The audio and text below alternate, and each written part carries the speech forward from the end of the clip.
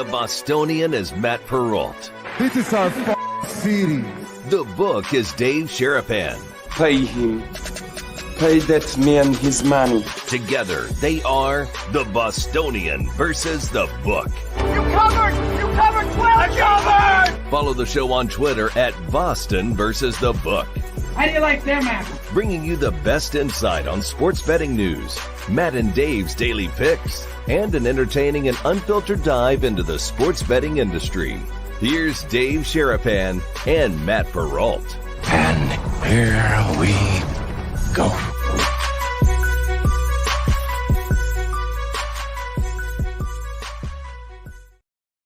Welcome to the first Roll Call Friday of the 2024 football season. Boys and girls, how are you? Welcome into another episode of the Bostonian versus the Book. Dave Sherapan and Matt Perrault will be joined by Jeffrey Benson.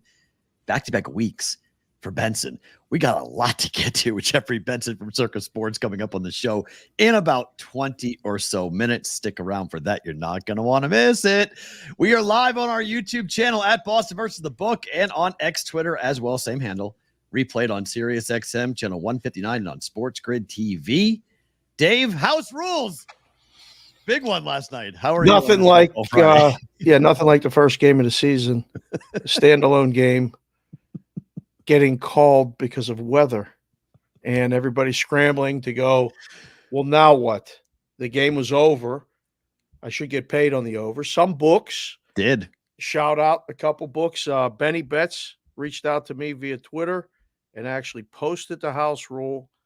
And the official house rule says wagers for all markets will stand provided at least 55 minutes of play have taken place and an official result is declared. If the game does not complete 55 minutes of play, wagers will be void unless a winning market has already been unequivocally determined. Unequivocally decided, which means the game is already over, so they pay the over. Now, in most books, everything's a void except the first half. If you have the first half was completed, so it was graded. Yep. A lot of in-game bets aren't graded. It's just because the game is not. So it's weird to have one rule where all games, football games, must be 55 minutes, and then you have a carve-out, which I'm learning about carve-outs. That's a very important thing. You got to have carve-outs. Unequivocally decided markets. Sounds confusing as hell to me, but that's here's the my house problem. rules. Here's my problem. Okay. So if I played anytime touchdown for a player and the game gets called due to weather and it doesn't go 55 minutes, if I play yes to an anytime touchdown and the person has caught the touchdown, okay, that should cash yes, right? That's unequivocally decided, is it not? It is in my world, but so is the no, because he didn't catch a touchdown during the game. So, what that word seems to be relatively easy, but it's only easy on the yes. It's not easy on the no market. What do you mean? He caught a touchdown. So if I bet the no, loses. if I bet a no that he did not catch a touchdown and he does not have a touchdown and the game gets called for the weather, unequivocally, he didn't catch touchdown. Right. I should get paid, should I not? But they did not. They voided them all. Most books voided every bet like that, and occasionally a couple of them paid the over out. The only bets I saw consistently paid out were first half totals and game overs. That's it. First half side and total. Okay.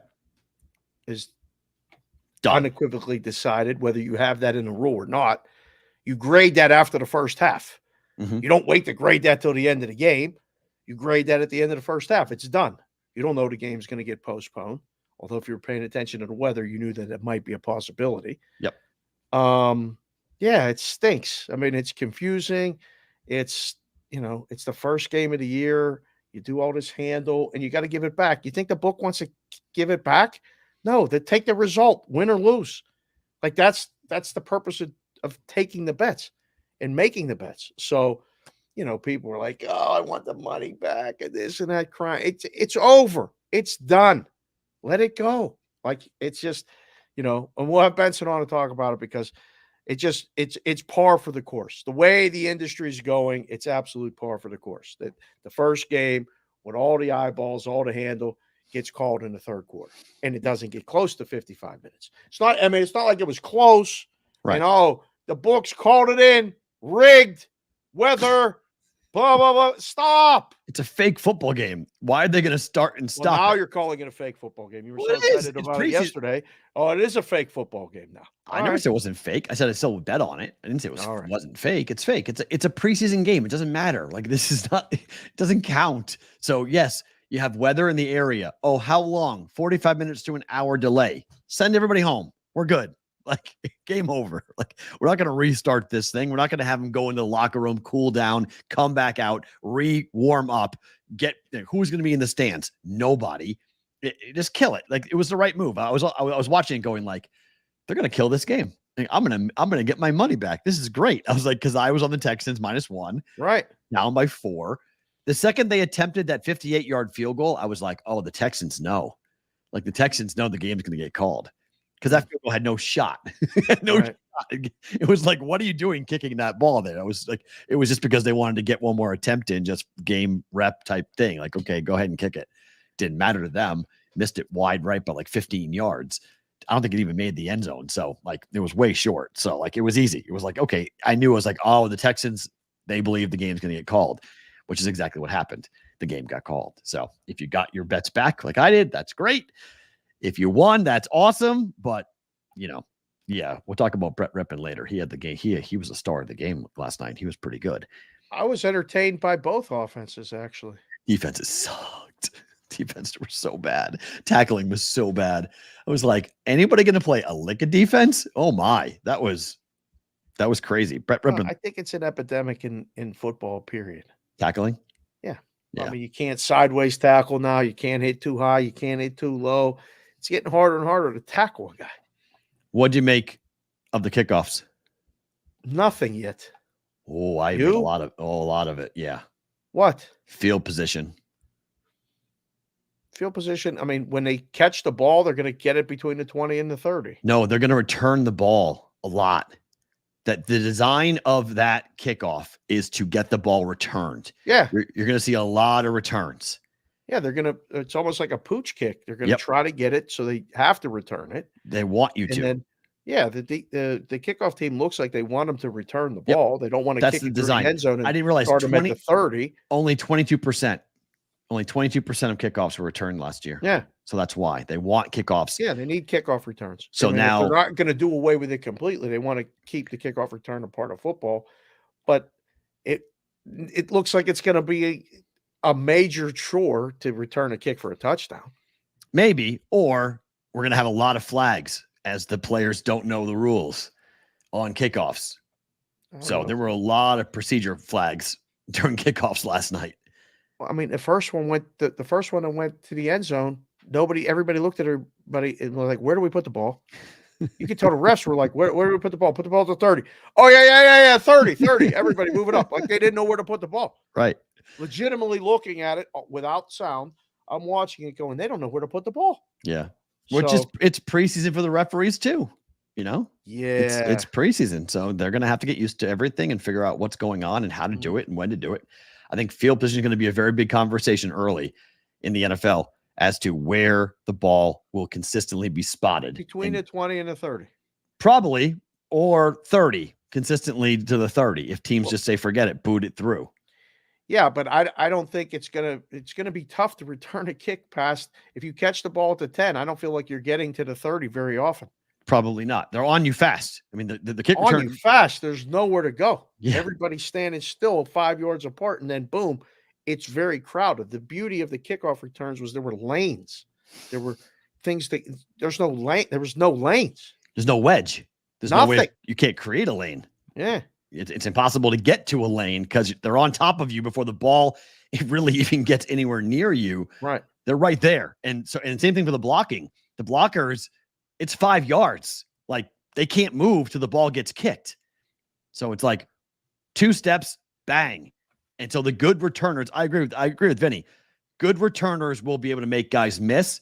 Really? And we could have, we could have more touchdowns. There's nobody behind. There's only the kicker. Like if you get past that wave, you're gone. Like you got to get past that wave. But if you get past that first wave, there's nobody back there but the kicker. in the open field. Yeah. So, good well, at luck this with point, that. punch drunk, there are people who are saying just kill the kickoff. There are kickers who are very, very worried about their jobs in the NFL right now, about whether or not they're going to need kickoffs. You'll need field goal kickers, but if guys have big legs who know to kick through the end zone and teams like that, that guy's not going to get rewarded anymore. It's going to be interesting to see what happens. Yeah, I agree, AWN. There's going to be new special teams type trickery. Yeah, I agree with that, to open up lanes, reverses, and the things that we saw, with kickoffs before. Yes. It'll happen. All right, we teased this yesterday. We have an announcement to make, guys. So Dave and I were sitting around trying to figure out a way to, we've spent the better part of what now, a month over talking about football pick contests. And some of you coming to Vegas just is impossible. And so some of you dropping a dime on a contest is not possible. And we understand that. Yep. So we thought, how do we make it neat? How do we make it cool? But we don't want to compete with Circa. We don't want to have any conflict. We don't want to make anybody upset with Circa Sports. So we're like, how do we do this? We came up with something that we're going to give you guys an opportunity to do. It's legal in most states in the Big Ten. But we're going to roll out the first ever Bostonian versus the Book Big Ten Survivor Contest. $25,000 going to the first place prize if you win this. If we fill this thing up, we're not guaranteeing $25,000. No. We need to have 250 plus entries to get to $25,000. But starting on Monday, the rules, everything will be explained to you guys very soon on all of this, but essentially it's going to be a survivor contest for the Big Ten only. You use one team and that team's off the board. 15 weeks. We're going to go through the whole season. We're going to figure out, we have a little bit of a discrepancy as to do with the championship game. We're trying to do something with the Big Ten championship game. Yep. That's why we're not giving you the full rules yet or the link to go to this. But we told you we're going to do it. We wanted to put it on your radar screen. We got a lot of Big Ten folks watching this show, Dave. It's kind of our bread and butter. It's without a doubt. And when we talked about it, other people are going to do college pick'em games, sides and totals and all that other stuff. And great. We just wanted to do something different, something unique. We talk about the Big Ten. We talk about the SEC. We talk about the other conferences too. This will be available in every state that it's possible to be available in. Splash Sports. We've done it with Splash Sports before. Yes. We're doing it with Splash Sports again. So Right. as they run their Survivor contest, but we wanted to make sure they're going to launch in a couple of Big Ten states this month. So by the time we start this thing, we'll have more Big Ten like Michigan available to be a part of this. Yes. It is not legal in Nevada. Okay. So Dave and I cannot be a part of this. Right. You're not going to compete with us. But for a lot of the Big Ten schools, Splash Sports is going to be available for you guys, including Big California. Ten is now coast to coast. Coast to coast. Literally. Remember, 18 teams. So you do the math, 18 teams. Okay. Right. And yes, Splash is legal in California. Right. 18 teams, 15 weeks. Yes. You can only use the teams once. It's So- typical BVB Big Ten Survivor. We'll have a list. It's all available. It will all be available Monday to sign up, get involved. I think what did we say? It's going to be 3 number of Entries. Yep. 3 Limit. max entries right, per person. per person.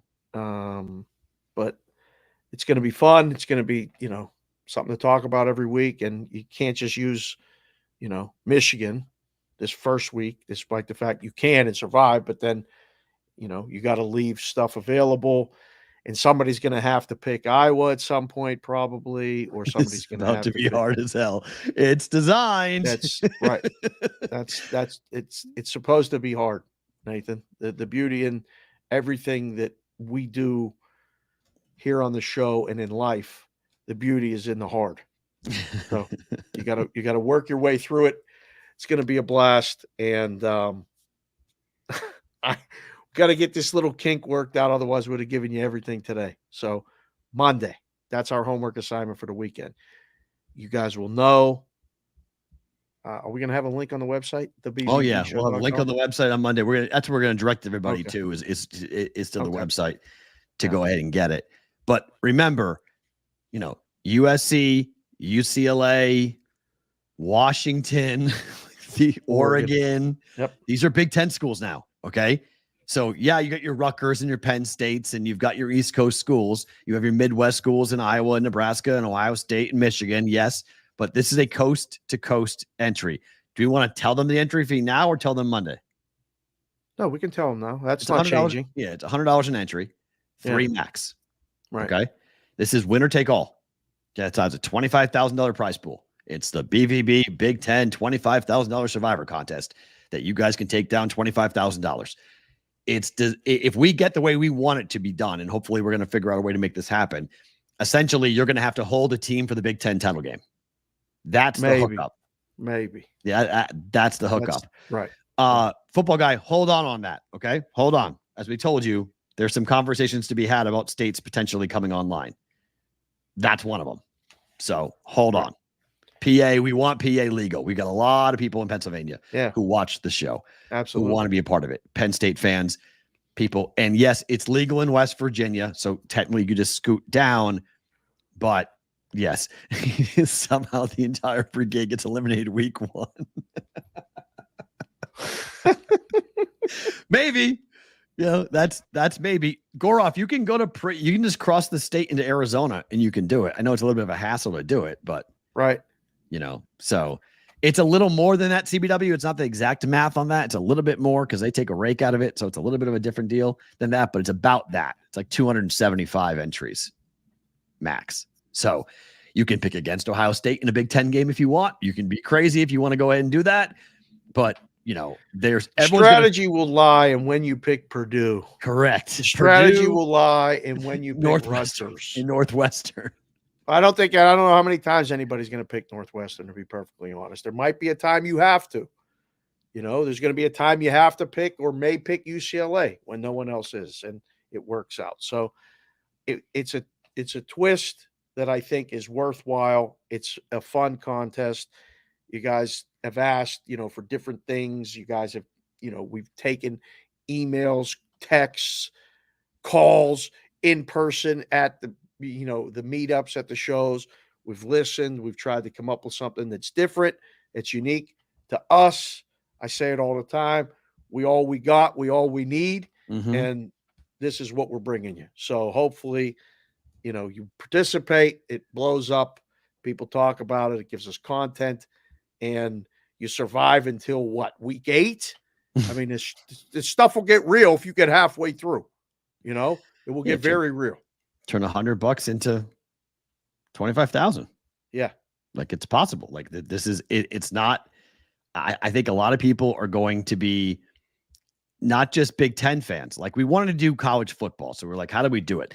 The SEC is obviously, look, I'm a huge SEC homer, but it's very much a pocket, right? It's the southern part of the United States. And yes, we all watch SEC schools, and yes, we all love SEC schools, but it's different in the Big Ten because it's a coast-to-coast conference. There's 18 teams. You've got different fan bases, and you have to find times as to when you're going to pick against certain teams. Again, it's a Big Ten school being available, meaning the non-conference does matter. So you can pick in the non-conference, which makes it a little tricky because there are some non-conference games that you might think are easy, and then they're not. They can lose, and you can go out that way. So, do you use, as AOWN, better use UCLA in a non-conference game? Maybe. Maybe they get run. Maybe that's when you use Purdue. Maybe you use Purdue against Indiana State in week 1. You could do that if you want to use that. If it's on the schedule, you can use it. Okay. If a Big Ten team is playing, you can use it. So that's sort of the benefit of all these. So according to Splash Sports, just so you guys know, they're going to be, they're available in Canada, except in Quebec. They are Michigan, New Jersey, New York. Pennsylvania right now, they're trying to get legal in Pennsylvania, but they don't know if that's possible or not. Yeah. So the states they cannot operate in at the moment Washington, Montana, Oregon, Idaho, Nevada, Kansas, Iowa, Tennessee, Mississippi, Louisiana, South Carolina, Pennsylvania, Delaware, and Maine. So obviously those are 3 states that have Big Ten schools in them. But it is geo-targeted, so you can just scoot across. If you're in, Western PA and Pittsburgh, you can just scoot down to West Virginia and make your pick to be in it. So be watching. Full rules coming on Monday. It'll be on the website. I was told you can go down there and sign up, and then once you sign up in the other state, you're good to put the picks in. I get geo-targeted out. I don't know. I never tried it. When I've logged on in Nevada, it says you cannot use Splash Sports in Nevada. So maybe if I go to Arizona, in the wrong state. So if I sign up in Arizona, I can do it. Oh, I don't know. That's Ohio is legal. Find out. That's what I was told. But yes, JC from KC, Ohio is legal. So New York, New Jersey, Michigan. You guys are also Jersey, Rutgers, Michigan, obviously. You guys are about to become legal for Splash Sports. New York too. Right. So this is going to be a fun football season. It's a content, piece for us to watch you guys, to see how you guys are going to do it. And no, there is no 3% tax if you win, Steve Anderson. Mr. Anderson. There is no yes, Gentry. It is going to be fun. This is going to be different. You're going to be competing against mostly brigade members. It's going to be fun in the Discord channel for you guys to talk back and forth. It's unique, different because it's one football conference and it's college. Normally, these are all pro. Normally, this is a professional thing, and we want to leave the professionals everything, Survivor and pick contests to Circa. We don't want to go up against them. Yeah. So this is a chance for us to do something here different. Oh no, can we set up proxy services in legal states? Guys, do whatever you got to do to get in the contest. In the Discord channel, you guys can do that. You guys know how to communicate. Yeah. TheBVBshow.com. You guys can say, hey, I'm in a legal state. You have 3 entries per person. So if you guys do want to, do something like that, yeah, that's not impossible. You guys can do that. Set it up. I mean, we don't care. They don't care either. It's just where you are located, jurisdiction wise. So if you have you and your wife, that's 6 entries. Proxy for whoever you want. Set up however you want to do it. Make whatever arrangements you want. Counselor Peralt, let it go. Just let them figure it out. We're on TV, Yeah, so it's fine. That's not wrong. Okay. Proxy services are legal. I don't care what anybody says. Go ahead and fight me. We've had lawyers look at it. They're legal. Proxy services are legal. All right. Period. End of story. There he goes. Proxies are legal. What happened last night? All right, before we get to Benson, DraftKings shook the betting world. They announced a 3.2% surcharge on winning bets in high tax states. This will take effect January 1st. New York, Illinois, Pennsylvania, and Vermont. This is not just on some accounts. This is on all winning bets in those states. Whether you win 10,000 or 10 million, they will take $10. What I said? Or no, you said 10,000 or 10 million or $10. 10 grocery dollars. Yep. Yeah. You will win. You will get this taken out. 32 cents out of every $10, essentially what it comes down to. 32 cents out of every $10. And we have to go through each one of these individually because this is wild. So this morning on the call to talk about the second quarter earnings for DraftKings, which wasn't great. Wasn't horrible, but wasn't great. DraftKings CEO Jason Robbins reaffirms the strategy behind the winning bet tax on today's earnings call. Bank that the product is, quote, so good that bettors will be willing to pay the 3 to 5% fee on each winning bet. Can you believe he said that? Nope. I mean, even the most basic, the most newbie of newbie, wet behind the ear gambler. If you told him, hey, by the way, this interface is more expensive than another interface, would you care to use the more expensive interface because it looks so good? Or would you rather use the other interface that's not as flashy, but gets you the better price? I think most people would say, you're going to charge me to use your interface? people go to the closer grocery store that's double the price because it's closer. Ooh, but if it's on the same street and on the same drive, gas station across, I watch people at Costco line up for hours to get gas. Hours. I agree. Long lines all the way down just to get gas. Yep. And this is not even like a lot of, this is 15 cents a gallon. Yeah, right. This is not like to say that people are going to use, because the interface is, quote, so good that people are going to just go, all right, yeah, I'll use DraftKings and not use as much money. Now, if you have money already in DraftKings, fine. But I don't know if people are going to actively seek out DraftKings knowing in those states it's going to be more expensive. I don't think so. I think they're going to take money out. Second play. Yep. DraftKings CEO Jason Robbins reaffirms the pending gaming surcharge in Illinois will be about 3.2% on each winning bet. Quote, it's really fairly nominal, but it makes a huge difference for our margin and our ability to compete with, quote, the illegal market. You have to explain this to me. How is taxing a winning gambler going to allow DraftKings to compete with the illegal market? Isn't that driving them to the illegal market?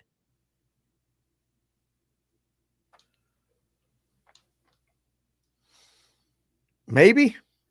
How? Well, maybe. How's that maybe? Does anyone know how to get in touch with someone with the illegal market? Everybody does. Oh. Well, then in that case, then probably. In Illinois, you don't think people know how to find an illegal online casino, an online sports book? I don't understand this at all. Like, this doesn't make any sense to me at all.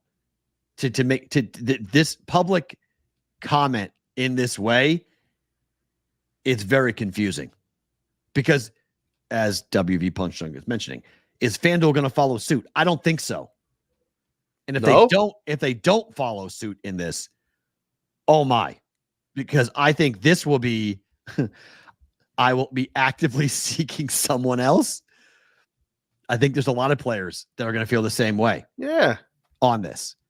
And then to put a nice bow tie on all this, DraftKings CEO Jason Robbins on the winning bet tax. I don't think there would be any reason that we wouldn't implement it. But obviously, we're paying close attention to customer feedback. And if we hear anything that makes us change our mind, we will certainly let you know. Is this all just a shot? Is this all just him trying to push the states to stop the tax rates? Well, yeah, I mean, this is all, it's all back and forth posturing, right? Like, and he's telling them, you guys keep raising the tax rates. I'm just going to make it the people pay, and I'm going to tell them why. And we're going to tell them or try to justify it because our product is better. Our interface is better. Really? It's a hell of a gamble. It's a hell of a gamble on both parts. Now, if he put it out there, and our friend Richard Schutz wrote a great article about it and said that, like, oligopolies can fix prices, like collude to fix prices, but they can't because then they will get in trouble. Okay. But if there's someone takes the step and says, we're going to increase the price, everybody else goes, we're going to increase the price too. Look, they did it. Let's do it. They got away with it. But why don't they just add the surcharge to their pricing? Why don't they just go to minus 113 flat? Why make this public? Because it feels to me that they're going to pull out of the state. That this is a precursor for just pulling out of the state. Which is what I said, how long ago? When the state tells you the tax is 15 and then they say, well, now it's 40. And you go, all right, I don't want to be here no more. I can't afford to do business here no more. Now they don't get no tax money. And you told me, oh, there's no way DraftKings is pulling out Massachusetts. They're not. There's no way. I'll hold it, Dave. I'll hold to that. This is not involving Mass. This doesn't involve Massachusetts. Not yet. This involves New York, Illinois, PA. It doesn't involve Mass. Not Mass yet. DraftKings will never cease to operate in Massachusetts. They'll pull out of Illinois. Yeah, they're a top 5 employer in the state. They're not going pull anywhere out of Illinois, though. Yes. All that money. Yes. I could see them do it. I mean, I'm just saying it feels that like that would be a precursor to doing all this. Because why even say it on January 1st?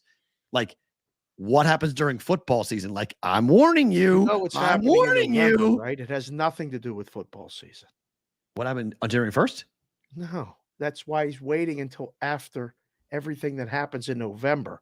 It has nothing to do with football season. I agree. I think it has a lot to do with threatening the states that if things don't change, because look, whoever's in the White House has got there's nothing going on with the White House on this. Like, it's not going to impact anything. It's got certain states have certain bills that are being passed from Illinois is trying to talk about the tax rate, but why focus just on Illinois? Bringing in PA and New York is odd, and Vermont for whatever reason. Like, you're bringing in those states. They're the highest tax states for sports gambling. Those are the highest rates right there. Right, but Mass might become one of them. So you're going to add Mass in? You're going to throw it in there? Or you're going to say you're going to add to the pot or pull them back? What do you think they're going to take it away? I don't know. I don't know why you'd want this level of negative blowback and then to actually have the statement and come back and say what he said was, we are closely monitoring. He said, I don't think there'd be any reason why that we wouldn't implement it, but obviously we're paying close attention to customer feedback. And if we hear anything that makes us change our mind, we'll certainly let you know. What? Like, what? Right. What? Oh, we'll just call you up, let you know. What? Like Rocky said, hey, call me up. Yo! Like, what are we talking about? What the hell are we doing? Like, hey! Like, you're basically saying, like, oh, if we change our mind, we'll change our mind. So you're going to set the world on fire. You're going to get everybody pissed off, get all this negative talk, and then you're going to go, oh, what? I was kidding. Psych. Like, I'm done. Like, what are we doing? All right, let's get to Jeffrey because I can't. Yeah, he's here. I can't wait. We have to bring on the one and the only Jeffrey Benson joining us here from the Bus Tony versus the Book. Hello, Jeffrey. Jeffrey, how are you? This is quite the day in sports betting, my friend. Yeah, I'm a little tired. It was a long night on the Twitter sphere, but I'm ready for you, boys. Let's just start with this. How ironic, how exciting for you in your position where you're at to take the first game, football season, which is still fake football, and have it stopped in the third quarter. Describe how much of a pain in the ass yesterday really was. Handle good, but you got to give it all back, don't you? Yeah, I mean, I feel like, refunds and voids and things of that nature, operators hate. They want to have a result in the game. They want to pay one side. They want the other side to be a loser, to have to obviously go through the whole process of booking the game, putting the markets up, only to have to refund them. It sucks across the board for everyone. My evening certainly wasn't pleasant. I'm sure the customer service departments across, the U.S. Weren't fun. It's just kind of like a lose-lose situation for everyone. And I think, people are prisoners of the moment. The people who had the overs think that sportsbooks are out to get them. They think the sportsbooks called in, a lightning strike or this, that. If they had the under, they wouldn't be complaining. And, I think when you think about it, rationally, obviously you would have loved to have had under bets with us because they would have been refunds. And then you would have loved to have over bets with shops that were, paying once the total has been determined. But, right. For me, the answer is, if you've been doing this, for long enough, this stuff is going to have a way of evening itself out. And then obviously, some people, rebut, oh, the house always wins or, this, that, or the other. We needed the over. So like the game being refunded, like ultimately cost us money. Yeah. Was it a material amount? Or should I use the word nominal? I know. Fairly nominal. Fairly nominal. Put that on a t-shirt next. Yeah, we'll get to that later. But yes. Yeah, I mean, it's just, it's frustrating across the board. And then you have, people tell me like, oh, we're not in the first inning, when it comes to this stuff. And then you just look at the complaints and, people saying like common sense prevails. Well, yeah, common sense is following the house rules as they've been written. Like, I can't snap my fingers and change those overnight. I think, and then, there's a lot of things that, make a ton of sense about it being determined, the total being graded once it's gone over. But there's also a lot of drawbacks that come with that. For us, there's some software things as to, when you put in the final score, it grades it based on every single number. So, if you open a game 34, and it gets bet up to 36 and it lands 35, like that becomes a grading nightmare pretty quickly. So Yep. I think it's easy for people to say, do this, do that on the surface. But for people who are actually running a book and know the ins and outs and all of the ancillary stuff that comes with it, it's maybe a little bit more challenging than that. And I think the most important thing is being beholden to the house rules as you have written them. The moment you deviate from your house rules, that's not a good thing for bettors, and I think the more black and white your house rules are and the less ambiguity there is amongst things, the better it is for bettors. I would also say, it just happened to work out that the over got there last night. But typically when games get shortened or called early, typically you don't want to be a bettor who's holding an over ticket. Right. More often than not, if you're betting an over, you're hoping the game goes 60 minutes. Because if it doesn't go 60 minutes, if you knew the game was only going to go 37 minutes, 45 minutes, 50 minutes, obviously the adjusted total is going to be less than the number that you bet it at. So there is sort of this inherent free roll of kind of, if you're betting an over and a book is grading shortened games, that you're really never going to win an under bet. You're only going to win an over bet. So obviously people who had the over have a right to be frustrated. It's the first game of the season. It's been a long summer. Your over went over in the first half and you want it to Some be great. books paid it, Jeffrey. Some books paid it. Like they have this caveat in their house rules that says unless unequivocally decided. So unequivocally decided means they scored 37 points and they're paying out the total. That's a great comment you made.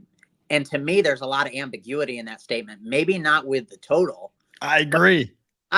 What if a team is up 35-0 and the game gets called with 6 minutes to go? You mean to tell me that the side wasn't unequivocally determined? I think there's pluses and minuses to both sides of this. And I just think, bet at places that you like the house rules, Right. If you want if you're betting totals and you're only a totals player and you want it to be graded as such where, that it's determined when it's over, bet at books where that's the house rule. Yeah. If you want a game to go 55 minutes for action, bet at a place that's 55 minutes for action. I mean, I think the most concerning part of this would be if books didn't follow their house rules. I mean, right. To me, this is a total nothing burger. Like, this is the first preseason game. Like, this is so minute in the grand scheme of things. This just shows how many players are new in the space. They don't read house rules. They don't look at things. Like, these are the same people that are signing mortgages and contracts with lawyers and car insurance. And not once are they looking at what is in the contract or what the rules are or anything like that. And then, when they have something that happens like this or something that happens in their life or whatever, they throw their arms up and it's like, well, you didn't read the rules for the market that you were participating in. Tough. And it's an interesting point too, because to go glass half full, if this is going to happen this football season, wouldn't you want it to happen on the Hall of Fame game day, game one, just right away to get everyone there? Yeah, I mean, 100%. I mean, if this happened game one of the regular season where, there was a lightning strike or like a bleachers collapse and they couldn't play the game and we had to refund everything, I mean, it would be an absolute nightmare. Like, this isn't what Book signed up for. It's not what Bet for. Like, it's a part of the game. Dave's been around long enough to know that this stuff happens. If you're betting into these kind of markets, this stuff's going to happen. In the long run, all things being equal, everything's going to work out. And it's not just going to be like, sports books aren't just grading how they want because it's convenient for them. They're grading pursuant to the house rules that they've written. And yes, they go back to the drawing board and reevaluate those. Sure. It's also not going to happen overnight. So this common sense prevails logic. Take that elsewhere. You have to have a standard. The house rules are the standard. If it says it's 55 minutes, it didn't go 55 minutes, it's over. The discussion is over. Now, the first half's at Circa, you guys paid the first half side in total, right? Correct. Because it was decided. Not unequivocally decided. It was decided. At the end of the first half, you put in the score, you hit grade, and it's done. Now, the in-game bets everything Correct. gets voided. Because as we've written it, it has to be played to the end, or the 60 minutes or the allotted time within a game. Yeah. Obviously, if you make a bet 5 minutes before they call the game, the number that is attached to that bet is pursuant on the game going the whole distance. So, like I said, I just think people are prisoners of the moment. People who have unders, you don't hear anything from them because they other than a thank you. They don't even say thank you, Jeffrey. They tucked into bed early as soon as the game was called. And then I spent the next 4 hours arguing with people who seemingly have placed their first bet on a football market. So there's nothing better than being up at night in my house when all the kids are sleeping and wife's out. And I'm scrolling through the phone and I'm seeing you either responding or liking certain people's tweets. It's one of my favorite things at Jeffrey Benson 12. I mean, for you have the luxury of going home, seeing your wife and kids, probably getting a nice hot meal. I've got the luxury of going home and getting, drilled by all the overbettors who are. Listen, everybody not getting a refund. Everybody makes their bed and lives in it. That's fine. Sleeps in it. So, on top of everything else yesterday, I mean, with the rain out and the cancellation, all this other stuff, you saw the surcharge, the fairly nominal. What in the world is going on, Jeffrey? I mean, was it a buzz at the joint? I mean, where do I start? I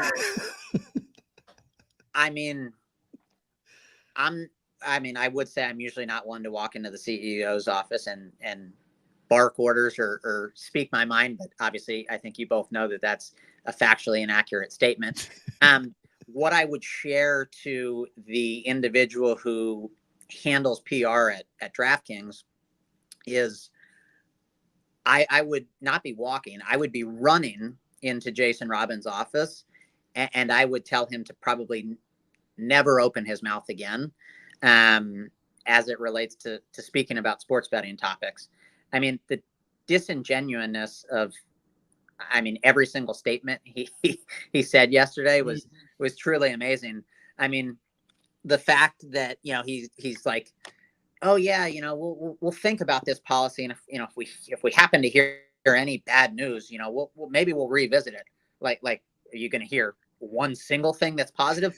Oh, I'm super excited. I'm paying a 3.2% tax on my wager that otherwise, beforehand, I wasn't paying. I'm super excited that you guys are padding your coffers and passing the tax to the consumer. Great news across the board. I mean, I would also say when you go to the grocery store, if you buy some oranges, no one's going to bat an eye if the oranges are 3 cents more an orange. But if you go to the register and they hand you a receipt and you got an asshole tax on there for 3.2% and it's passed along to the consumer in that manner, it's not going to be as well received. So the way they went about it, I think, is asinine. And I think they're also making a massive, massive bet that other shops are going to do the exact same thing. Because I think they will. I don't know. I mean, it's not something that we're talking about. So for anyone who's listening and is Illinois, we'd love to have your business. I think they're making a huge gamble on the fact that some of the other big rec books like a BetMGM, Caesars, FanDuel is ultimately going to do the same thing. Because if they don't, obviously there is, recreational bettors are price inelastic and they are pretty loyal. But if FanDuel, the next biggest player in the space, if they don't take that same approach, why would anybody use DraftKings versus FanDuel? given that it's a relatively similar product. So I think they've made a lot of assumptions in this, to come out and say, we're concerned about our EBITDA, and like, bettors don't care about that.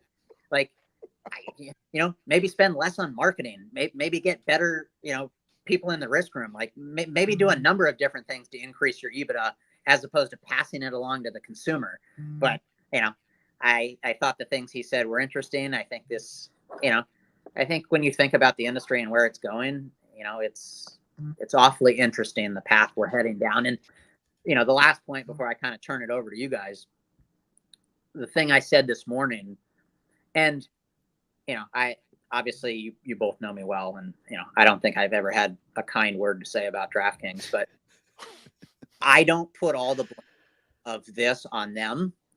I think the regulators / legislators deserve a massive onus in terms of this conversation as well.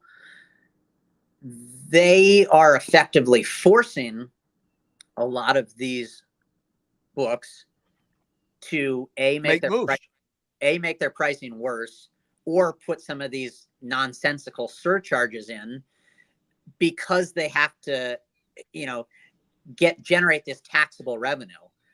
And what they're ultimately doing in a legalized, regulated environment is driving people back offshore into the black market. So, like, you should be doing everything humanly possible to bring everything back on shore. And to do that, you want to have the best prices, the best tax structure, the best market access fees, all of these things, the most competitive environment.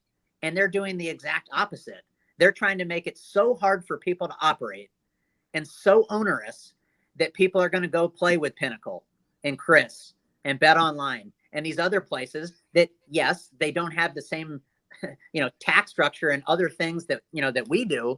But, the regulators and the legislators, and then now ultimately the sports books, they're certainly not making it easy on the constituents. And, if you see handle numbers down year over year, or you see people, flocking, to other books that aren't in the legal market, the only people that they have to blame are themselves. Jeffrey, someone said this to me when I was going back and forth with them on DM last night. And like in Vegas, we saw this with the parking, that for the longest time, parking was free. And the idea of charging people here in town for parking was just unheard of. And then one property did it. Another did it. Another did it. And now it's commonplace that you come to Vegas and you pay for parking. Locals get a little bit of a break, but mostly you're paying for parking when you go down to the strip. My answer to that was, well, wait a minute, because on my phone, I can use different applications. I don't have to, I'm not trying to park at one property. I can go wherever I want. Why didn't they just raise their prices to $113 and do it quietly? Why are they doing it this publicly in your mind? I don't really know. I mean, obviously you're going to see the difference if, it's minus 113 versus, other shops maybe offering minus 110. But I think that's an easier pass to the consumer than what the surcharge is. And I think there are other ways that you can disguise this. You can jack up the hold and futures market, where it's hard for the novice bettor to understand what the hold in that specific market is. You can do a penny here and there on baseball and hockey splits. You can make your in-game a tiny bit worse. You can, maybe go to minus 15 or minus 17 on both sides for props and things like that. I think there'd be a number of different ways that you could spin it as it relates to that stuff, as opposed to just doing a surcharge on the winning. I think bettors are going to find that more distasteful than just having worse prices. I mean, because the other part that it's wild about this is he says they need to do it to combat the illegal market. You had made mention that it's going to drive people there. Does he realize what that sounds like by saying we need this money to fight the illegal market, when he literally is doing something to drive people to the illegal market? He just has no clue what he's talking about. Like, flash marketing budget 25%. Like, maybe instead of, going to the Super Bowl and, sitting in a suite, and bringing your entire family and, paying $1 million for that, yeah. Right. I don't think I need to go further. I think, You're good. You've said enough. This is fine. Probably plenty of misappropriation of funds. And if you tightened up the budget, maybe less bonusing and things like that to customers that don't have the lifetime value that you're looking for and things like that, maybe you wouldn't have to pass a consumer surcharge on. This is the issue in the space that you hear at the conferences, and all the buzzwords is customer retention. People don't like fees on anything, baggage fees, resort fees, anything extra. Just tell me what the price is and I'll choose to pay it or not. Now, companies have figured out a way to do this. This doesn't retain customers at all. And like you said, it sends them to other books in a legal regulated market or this other place. What do you think these guys in these other places are saying today?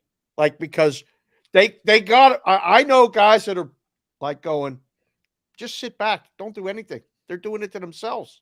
Correct. I mean, it was a pretty big smile across my face this morning. I enjoyed the PR nightmare, but outside, we're going to have better pricing. So we're happy to earn your business. If you don't want to lay -13 or you don't want a 3.2% tax on every winning bet, I know the offshore guys are smiling. The bet guys reached out to me. They're jumping for joy.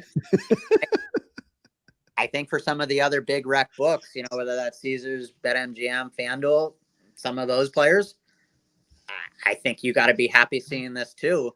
If I was the head of FanDuel, I'd be licking my chops. I'd say, status quo for us. We're not, we're not, doing this surcharge and gobble up a lot of that market share. You use the term price inelastic, meaning people don't shop on price. Is that going to change? Because I believe in what you're doing. I used to say this and preach this all the time when I was in the book. This is our price. You can choose to buy it here. If they have a better price, you should go over there and do that. But if you completely or competitively price your markets as when compared to other ones, the best, do you think people will finally wake up and go, I should be betting golf at Circa? They have the best prices consistently. Why am I not if it's available to me? I think it's a longer term conversation, and I think it's different for every market, jurisdiction, excuse me. I think Nevada is a place that has been, has had gambling for such a long time, and you have a lot of professionals out here and things like that, that I think you will find a more price sensitive customer here versus a state that just opened. Okay. Also with, the content you guys are doing and, what Spanky's doing and Circles Off and all of these different, unabated and things like that. All of these different, segments are geared towards trying to educate the customer. And it's fascinating that somebody will willingly lay -150 at a shop when they could walk across the street or jump to the next app and lay -130. That is very interesting. And I do think it's going to change in the future as people become more educated. I do think the kind of niche point of that, conversation is if it's easy for people to deposit at a book, or a book has more offerings, or, the technology is better, the experience is better, the convenience, there is something that goes into that as it relates to price. And if the convenience and it's easier to do this, that, and the other, at one place and you only have to lay 2 cents worse, that's understandable. The other thing I would say is like people will go wait 2 hours in line to pay 10 cents cheaper for gas at Costco. Yes, sir. But then, but then they will willingly lay 20 cents worse on a game they're betting thousands of dollars on. And correct. You valued 10 cents less for gas for 2 hours of your time, but versus you spend 4 minutes on a 20 gallon tank of gas. So you're going to save $2. Right. So, like I said, I think we haven't hit that inflection point yet, but I would say at some point it's coming. And this surcharge tax that is being contemplated or added, could certainly speed up that education process. It's a Friday, Jeffrey, and I think DraftKings is going to benefit, one, for the weekend, but also this is going to be the next wave that people will talk about probably for the whole weekend. An article has come out from their stock certainly didn't benefit today. No, down 12% today. Business Insider has put out an article this morning with the headline, quote, "It's official, legalized sports betting is destroying young men's financial futures." It's headlined with articles. Part of the article, it says researchers found that the average credit score in states that legalized in any form of sports gambling decreased by 0.3% after about 4 years, and that negative impact was stronger where online sports gambling is allowed, with the credit scores dipping in those areas by 1%. Is this going to be the next big pushback that we're going to start to see everybody saying? Because blaming sports gambling for any of this is wild to me, because a lot of things happened in this country over the last 4 years, and we're just going to point to those big population states like New York and Pennsylvania and Illinois and say that any economic downturn is sports betting's fault. Is this the new scapegoat? Is betting going to get pointed and forced to deal with this? I mean, people just have nothing better to do with their time. If we banned alcohol tomorrow, people are still going to drink. They're going to go to whatever speakeasy or whatever guy's selling moonshine, and I mean, they're going to find it.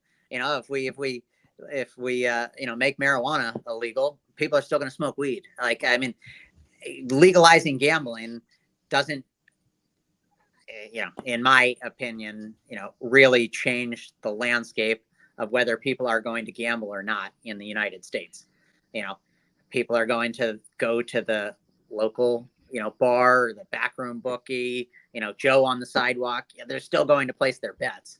So, the responsible gaming zealots and the problem gambling committees and all them, they want to say that legalized gambling has made things worse. I disagree with that. I think in a legalized landscape, you're able to have responsible gaming programs. You're able to do things in a regulated market. Everything's out in the open. It's much more of a controllable aspect.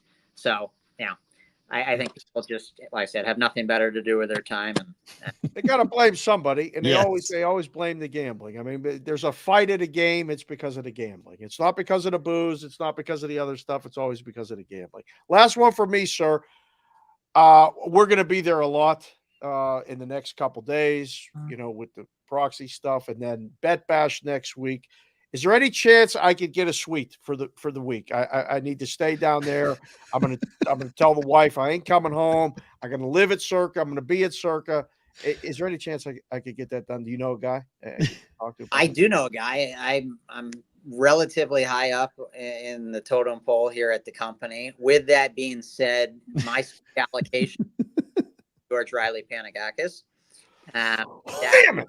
That was the extent of what I was willing to offer. So I cut my guy, in the room. That way he doesn't have to put it on mom's tab, and we're gonna get Bet Bash off and running. Jeffrey, thank you for the time. We can't wait to see you at Bet Bash next week. It's gonna be a lot of fun at Circa. We appreciate your time today. Thanks for coming on. You're the best. Thanks. That is the one and the only Jeffrey Benson joining us here on the Bostonian versus the Book. Always great to get him on the program, talking about a variety of big topics here in the sports betting world. And yeah, Dave, I know that story came out just before we went on the air from Business Insider.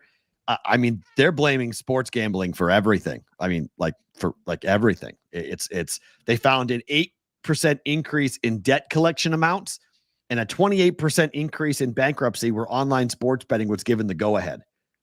They're blaming everything on sports gambling. Everything on sports betting.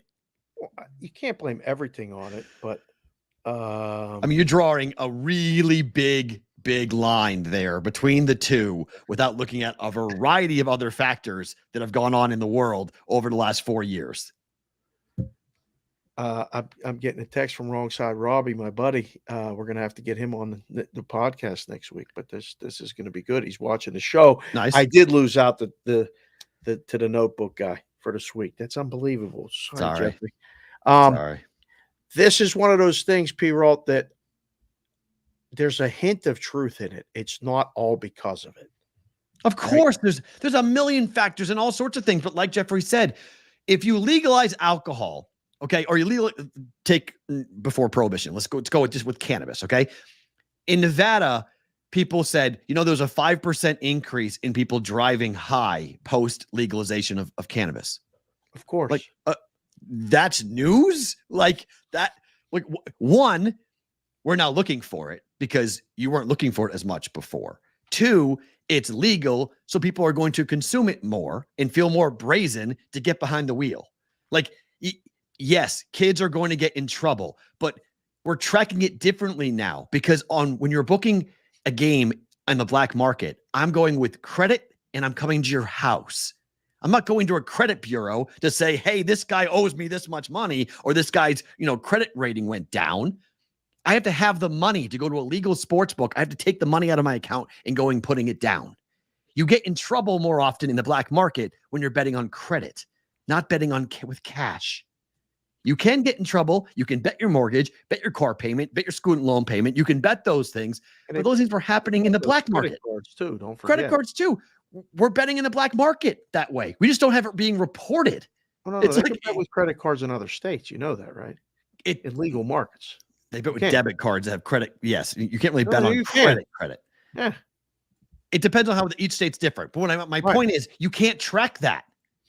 If I'm betting with a bookie, you can't. No, you can just go and get like number of people that signed up, or you just go, oh, there's 21 and over people here, and take a number and go, well, they said that they got 28% of the market, and then they just extrapolate the numbers and say it's just throwing shit at the wall. You just say we're going to blame it on sports betting because we can track it now because we have legalized sports betting. Like people in Pennsylvania, you don't think people are getting in trouble with bookies in Pennsylvania before they went legal? Like, come on, that's ridiculous. I've seen it. We just don't have the ability to track it the same way that we do now. Well, now it's okay to tell the stories. Nobody wanted to hear those stories before. Now they want to hear those stories because they can use it for different, political things and stuff. It's not. I don't have nothing else better to do. Jeffrey said it best. Yeah. Well, Business Insider, given that track record of that outfit, that's all they do. They're just clickbait. That's all they do is clickbait. I mean, the headline that, without a doubt, that sports gambling is ruining the lives of young men financially, their financial futures. Like, what are you talking about? Like, were kids getting in trouble? Yeah. I don't know. I would rather my brother get in trouble with like a legal sports book than John down the street with a baseball bat. I don't know. Like, if he gets in trouble with a legal sports book, at least he has to have the money in order to pay and to make that bet. He has to physically have the funds. I know credit cards are there too, but most often you have to have the funds to make that bet. No one's going to show up with a baseball bat and knock on the door on a Tuesday morning and say, "Where are you?" So people get credit card cash advances and go gamble, run up all the time. The stories that I've seen personally, I've talk to people personally, they're not good. The stories can be bad, but you can smoke 2 packs of cigarettes for 20 years and get lung cancer, and the same thing happens. I mean, you're something. I don't know if you can make these judgments in these articles and stuff. Like, you have to seek out credible sources for everything and anything, and something like researchers. Again, researchers. How many people did you call? I love the questions. I mean, those are the questions I asked. They used to do projections in the book, and they would bring them in a risk room. And I'm like, where are we getting all this business? Oh, we're going to get more customers. We're going to get more customers. What happens when we don't hit these projections? Well, everybody's going to get fired. Oh, okay. Well, the projections are wrong. Well, don't tell them that. Oh, so you can't tell anybody their numbers are wrong. Too big, too good. Time for the Circa Sports Pro Football Team of the Day. It's appropriate. We roll into the Chicago Bears. Number 16 on the list here.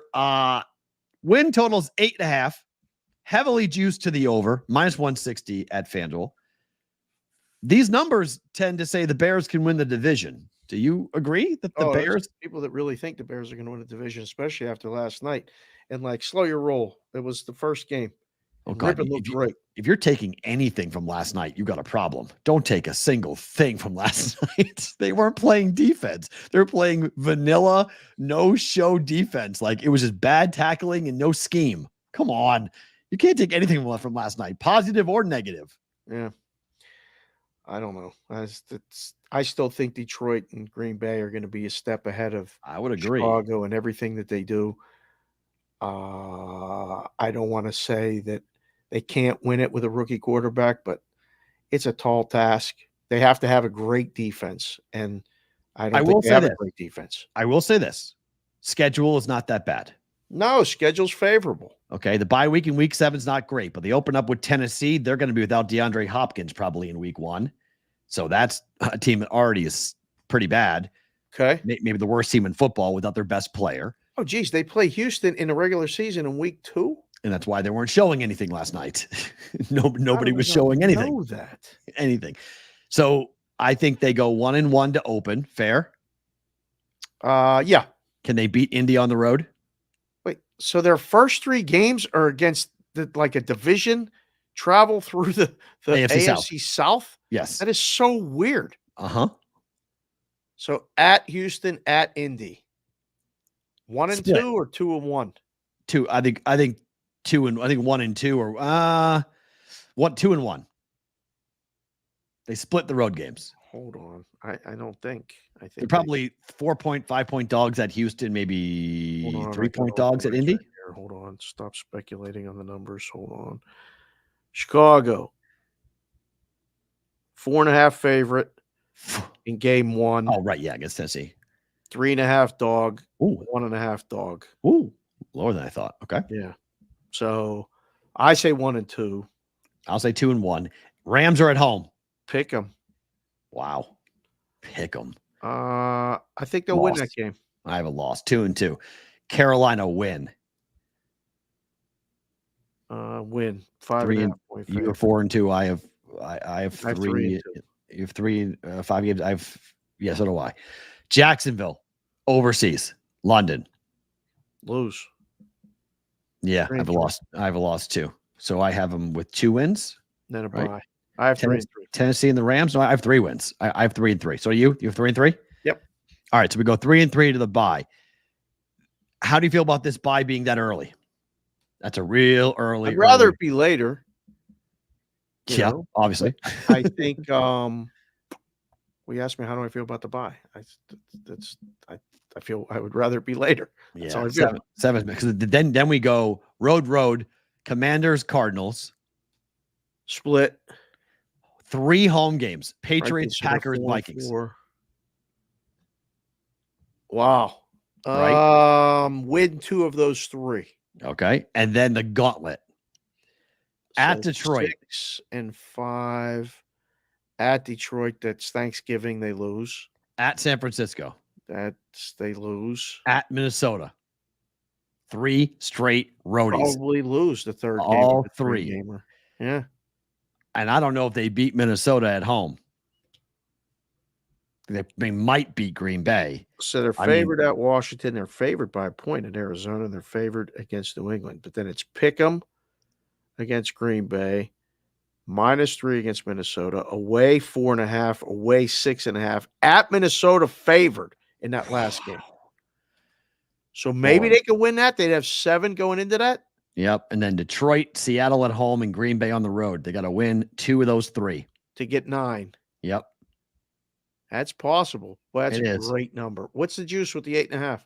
160 to the over. Over 160. Well, you guys from Chicago and the Bears fans, loyal as hell. Bet this team over my whole life here in Nevada. I never saw until I saw Cubs backers and Bears backers blindly. Didn't even matter what the number was. Give me the over, give me the win a Super Bowl, give me the win a World Series. You know they're projected for win 6 games, right? Like, save the Super Bowl bet. Just bet the season wins over because they ain't winning a Super Bowl. Didn't matter. They did it for their aunt, their cousin, their uncle. Just to have the ticket.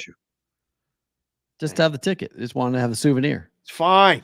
It paid off. That Cubs one, people are still talking about it. Was the best year I think I ever had baseball-wise in October in a book. That I was working at the Cosmo. It was absolutely electric. We were selling out tables the day before for baseball during the week. And they were drinking, partying, betting. They were smoking cigars. It killed me that whole month, but it was so much fun. God bless the Cubs fans that year. Do you think they're going to make the playoffs? No. Well, Well, then how the hell are they going to go over the season wins? 8 and 9. I think they get hooked. I don't think they get there. Does Caleb play every game? No, he's a rookie. He'll get hit and hurt. There is no way he's playing every game. Yeah, no. He'll get banged up. He runs too, so I don't think so. But give the boys and girls something to vote on before we get the roll call Friday in about 15 minutes. That'd be, yeah. Are the Bears making the playoffs? Yes or no in the NFC? Because if you get more yeses, we'll probably get more over bets. I mean, obviously at minus 160, rather than moving the damn number, the books are getting all the over bets and they ain't moving the number. What's that tell you? Tells you a little something that, the books are probably thinking that they got the under wired in. I don't know.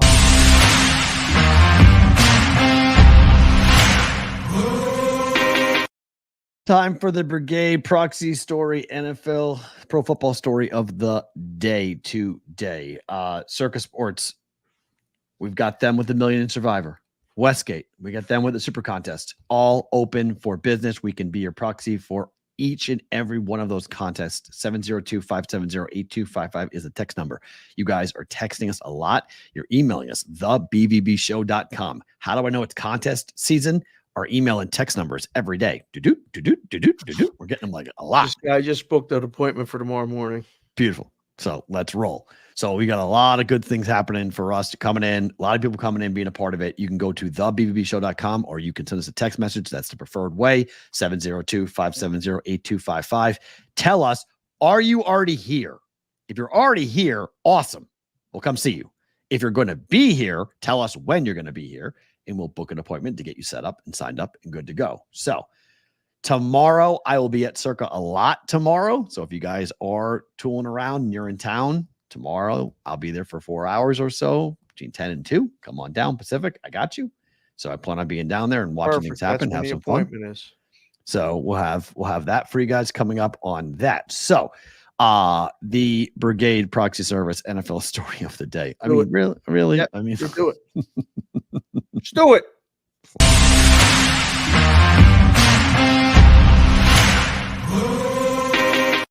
Literally, for my guy Nicky Ciramello, God bless. He hasn't been around, taking care of. His mom passed away suddenly, and he's been away. But I was thinking of him today, and I said, for the record, that's the only time you use a private chat is when you tell me to go ahead and hit that stinger. Well, you're right here. What else am I going to tell you? The only time you do that. Okay. A judge yesterday threw out a $4 billion injunction against the NFL on the Sunday ticket case. Where's my glasses for this? Stroke of a pen. Counselor Perrault.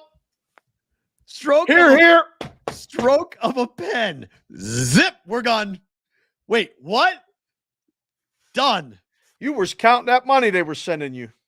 I was hoping for it. I wanted it. I can't believe it. I can't believe that a stroke of the pen. The NFL was right to be cocky. Bye-bye. I mean, they knew something. The NFL still got some cojones, man. He's still got. They're still swinging. How did it change like that? Snap. Judge said that the jury made a miscalculation in the math. Math was wrong. The judge still said that the Sunday ticket is illegal. He still read that and said the Sunday ticket is illegal. That you cannot do it. Nope. The injunction was the problem. How much money they were. He just said, look, you can't fine them this much money. It's wrong. Sunday ticket's illegal. It's against antitrust rules. Got you. No payment. I mean, the NFL was preparing across the board to limit executive pay, to limit travel, to limit, like, they were each on the hook for $440 million. Each team was on the hook for $440 million. And in one afternoon, the judge just said, nah, don't worry about it. I got you. So wait, they're going to pay a number, right? No. At some point, like, we got to come up with a number. As of right now, zero? We went from what to zero? They have to retry it. They have to go through it again. If they want to get money, they have to go and retry it again. So we go from $4 billion to zero. And then we got to do it all over again and spend all the legal fees and everything else. The lawyers always win. The lawyers always win. I'm telling you, I'm going back to law school.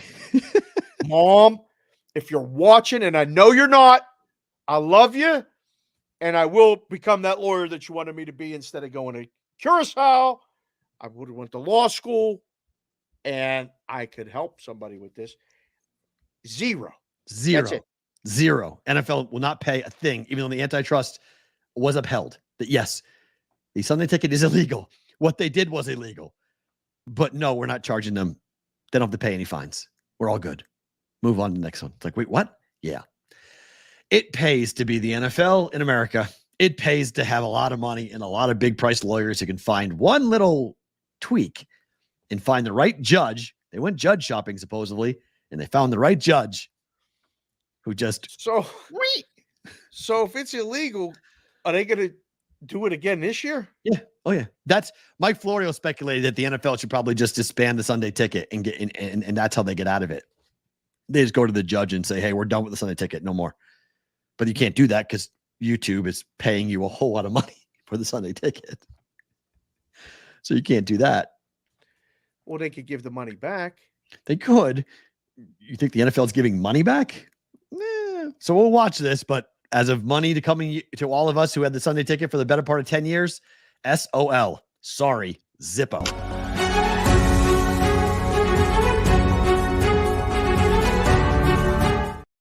Time for Otani watching. Oh my. This story would have been way higher on the rundown if it wasn't for everything that went on here with today. The bookie, Matthew Boyer, flipped, pled guilty to running one of the nation's largest bookmaking operations. He is Ippei's bookie. Ippei, the interpreter, tied to Shohei Otani. All right, Dave. We talked about the guy who goes first gets the best deal. Well, Ippei flipped. He's waiting sentencing right now. Matthew Boyer flipped. Who do they want? Because they're after somebody. Everyone online, if you read it, it's here. They want somebody here in Las Vegas. They always go where the money's at, right? Yep. They always go where the money's at. Who got the money? I don't think it's an individual. You think it's an organization? It's a property? I think it's a corporation. Oh, wow. Well, that's news. Shake the leaves, get the whole tree. They want them all? They want where they can get the most money. Who? The feds? No, I think they want the biggest head. Yeah. They want the biggest head on a pike. They want someone with big power in Vegas. If they're taking Boyer and giving Boyer a deal, they want who Matthew Boyer was working for and working with. I don't know, counselor. I don't know. It's just one of those things that our guy Vital Vegas is saying that there are a lot of scared people here in this town right now. Probably.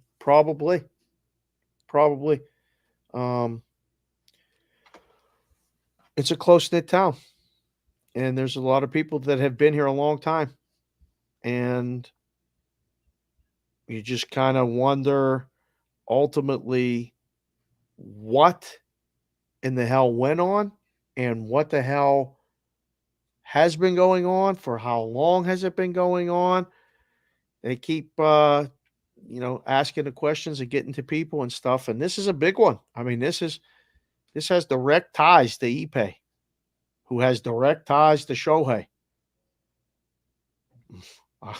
Somebody going to say something that's going to go, really?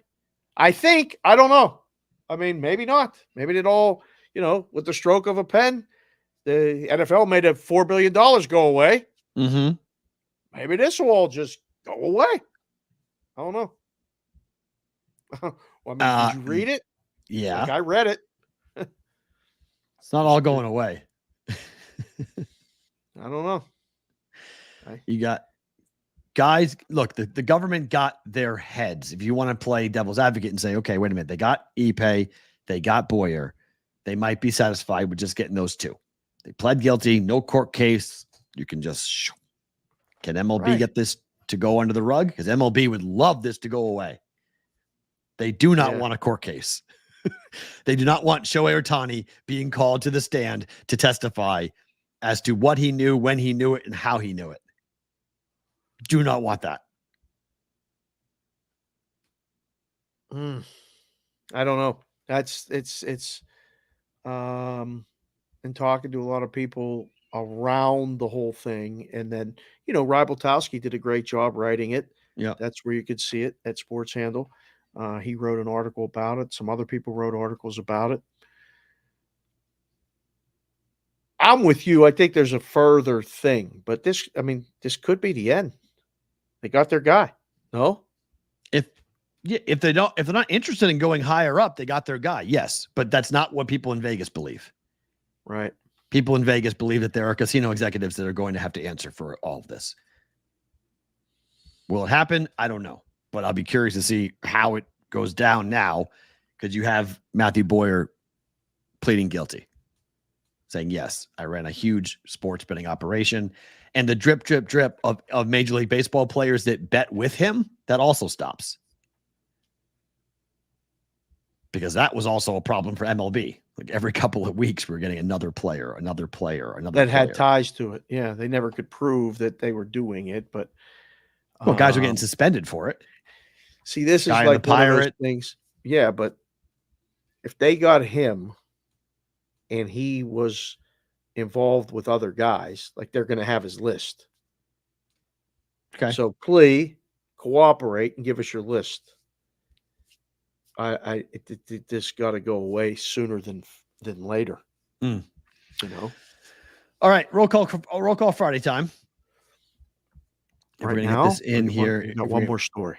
We got games coming up here, so so we got a couple games. So right now, we can run through the two baseball games if you want, and then we can do roll call Friday. Do that. So what we do every Friday, for those of you new to being here on Friday. Last Friday, we couldn't do it because we were up in Reno with Jeffrey Benson, Mike Palm, Derek Stevens from Circa at their property up there. So was unable to do it, but we had Clarence in Virginia show up from Portland. That was like an in-person roll call Friday. Wherever you're watching the show from, I need a 3-digit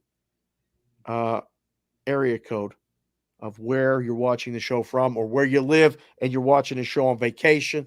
We got guys watching the show on a break at work, whatever it is, just put it in there. If you'd like, the city, state that it's in, that would be very helpful.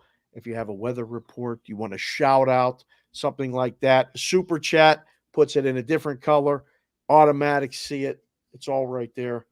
P-Roll, what baseball games you got? Yesterday, Cleveland worked out good. Hopefully you gave it people on the juice. The Guardians, that was easy. We did. We did it here too. Thunder D gave us a shout out on Twitter. He said he watched the show live yesterday for the first time in a while. Caught the Guardians. Thank you. You're welcome. Got a W out of it. Yes, sir. He coming back. We got to get Thunder D in the contest. Thunder D already signed up while you were here. Oh, good. While you were gone. Oh, good. I already saw it. Good. Yeah, he posted it. We took a picture and we did all that. He came World Series of Poker in and out. He was here one day. Came in the morning. Way to do it. Flew out the next morning. Stayed 24 hours. Less than 24 hours. So Ortiz going today. You trust your guys? Oh, I saw him pitch personally in Pittsburgh. Home dogs. He pitched great the last couple of times. I mean, and he was phenomenal. Shutout. 7 innings, I believe he went against the Phillies. I like the Pirates. I like red hot D-backs. I know. It's a hottest tough line spot. of baseball. It's going to be a tough weekend. I mean, good game. Ortiz today. I didn't even look at the pitcher tomorrow, but yeah, this is a playoff weekend. I mean, this is playoff baseball. They got Arizona, San Diego, the Dodgers, San Diego. We're going to find out a lot about the Pirates in the next 12 days. We are. Phillies, Mariners. Do the Phillies get out of their slump? What about Bryce Harper? They're road dogs to the Mariners. Don't see this very often. I was going to say, I think it's justified based on the way the Phillies are playing. Mm-hmm. The slump, you mentioned it. What was he, 1 for 30? 30. Worst of his career. Yeah. So, dare I say slight lean to Mariners here? Another under. Oh, Got to be yeah, an well, it's the under. Mariners. It's always the under. It got to be an under. I'm surprised it's 8. To be perfectly honest, it's 8 because it's Phillips. Yeah. Any other Philly pitcher, it's 7.5. But I don't know. This is a slight lean to Seattle. You? Under is the only thing I like. Yeah. It's it. Seattle or under. It's Seattle. I, mean, I don't know who wins the game. The Phillies are reeling at the moment. I don't like the Mariners, but they've gone through their reeling and they may have pulled out of it a little bit after the All-Star break. It's a big trip for the Phillies. They come out west, Seattle, and then the Dodgers. I mean, they got to win. They got to win more games than they lose on this trip, just for their mental Psyche. state. Agreed. I mean, you got fans like Alex in Philadelphia, our friend Flipping Alex out. Kane, who's bummed out and does worried that the sky is falling. Everybody relax in Philadelphia. All right, roll call Friday time, boys and girls. We're going to start it off right there. I'll do it on the screen for you, Dave, so you don't have to look down at your phone. I can throw it up for you, right. so you can roll with these guys here. We got One Snap Bonvy starting us off. Yep, in Canada. There he is. One Snap Bonvy, 519 Windsor, Ontario. You better get in that Big Ten contest that we got. Yeah, Canada. We'll find out all the details about it next week. You'll be able to, I think. Sonic, the wrench, great job again today with Look at this. graphic and everything else. 6-0 DU2 Phoenix, Arizona. For Mikey. I know. I like it. That's good. Listen, you tremendous. guys get the show. You get the show. Sonic definitely gets the show. There's J Buck, 603 Hampton, Coming to New town. Hampshire. 13th. So we're coast.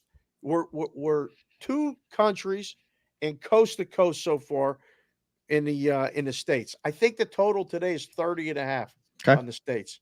We'll see if we can get there. CBW, good to see you, sir. 315 Oswego, New York. 78, very moist. Yeah, everybody's telling me in the Northeast, it's really humid right now up there. Really humid and really Nasty. sticky. Yeah, moist. It's nasty. JC from KC, 216, Cleveland, Ohio, 80 degrees and raining. Apparently, Raining Cleveland, emoji. Ohio is a destination of SummerSlam this weekend. Oh. And the boys might be there. Oh. They keep talking about me on the pod. Oh. LB, Connor. Oh. I saw all of them this weekend. They called me and talked about the call.